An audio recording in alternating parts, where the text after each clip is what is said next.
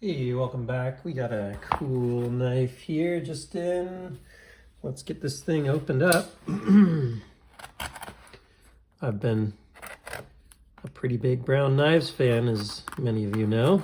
Some of you may be first timers to this channel, but that is one of my favorite brands. And this I'd say might be, it's hard to say. This might be the coolest serial number one knife you can get from Brown Knives. I gotta think about that for a second, but I'm struggling to think of one that I'd rather have than this one. In terms of like serial number one, not everyone cares about serial numbers, so let's start there. Why do we care about serial numbers? Who knows? I guess it's kind of cool to have like the first. Now with Brown Knives, he does prototypes, and I actually have this knife in a prototype also. But I think serial number one's kind of the coolest one. Prototype number one and serial number one, they're both really cool. Bam!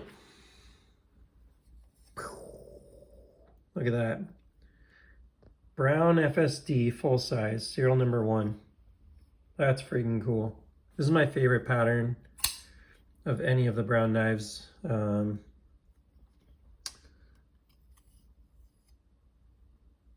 Interesting. Was this sharpened? Can't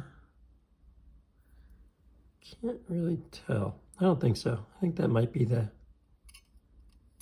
Hard to say. It might have been sharpened at some point. Might be stropped. Yeah, I think it was like stropped or something. But anyways, doesn't really matter. Serial number one, Brown Knives FSD, which is, you know, one of the coolest ones. My favorite pattern of the various knives that he made. Good lockup and everything here, although it is not entirely tight, it feels like here. That sometimes happens with these, like in the mail. They get loosened up in transit. And yeah, this is a monster knife. These are super big. Let's put it over here. Well, I'd be remiss if I didn't show off the serial number one. Authenticity, Assertive Auth. And then let's put it up next to the more recent Mini FSD-I, the inset lock, to just get a sense of the size difference here. These are really big. Like, this is already a full-size knife by all definitions of what makes a full-size knife. This is a nice size knife here. This thing's a monster. Like, that's pretty crazy size there. Yeah, not too much else to have to report. I've done a lot of reviews on these, so I don't feel like it's the best use of everyone's time to like really talk about this knife. These are, you know, a really unique button lock where it's basically a liner lock that's pressed through by the button. So you can see this little bar in the back pushes a liner out of this like sort of center inset liner, right? It's not over here liner lock. It's like inside the knife, that, and the liner goes into there. Really great deployment methods on these.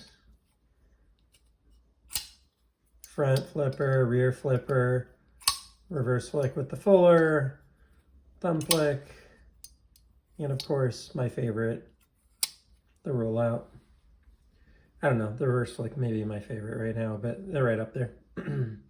These earlier ones had a little different jimping than he ended up doing later. And yeah, this just looks like a beautiful example, like almost flawless example of, to me, the knife that really puts Brown Knives on the map. Like, they were cool when he did the Cortex. That was kind of the, probably the first one that was like widely acceptable. I don't know, maybe the LHC too. But these are on a whole nother level. So to me, this is one of the coolest knives ever made.